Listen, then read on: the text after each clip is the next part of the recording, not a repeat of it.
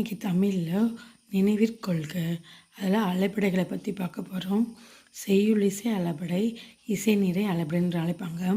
செய்யுளில் ஓசையை நிறைவு செய்ய ஈரிசை கொண்ட சீராக மட்டும் வரும். உள ஆர் பட ஆர். இன்னிசை அளபெடை இனி இசைக்காக குறில் நெடிலாக அளபெடுத்து மூவசை சீராக மட்டும் வரும். எடுத்துக்காட்டு கெடுப்பதுவும் எடுப்பதுவும். சொல்லிசை அளபெடை பெயர்ச்சொல் அளபெடுத்து வினையெச்ச பொருளில் வரும். ஈ என்னும் எழுத்தில் முடிவு பெற்றிருக்கும். நசை ஈ நிதி ஈ.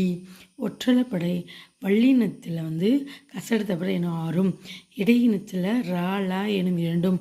ஆக இந்த 8 மெய்யெழுத்து தவிர பிற மெய்யெழுத்துக்கள் அளபெடுக்கும். இப்போ நம்ம பார்த்தது அளபெடைகள் மக்களே. இது ரொம்ப முக்கியமானது. நினைவிற்கொள்க பாக்ஸ் கொஸ்டின் நிறையா வாட்டி ஓல்டு கொஸ்டினும் வந்திருக்கு.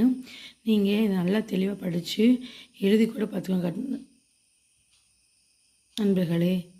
லைக் பண்ணுங்கள், சப்ஸ்கிரைப் பண்ணுங்கள் நண்பர்களே.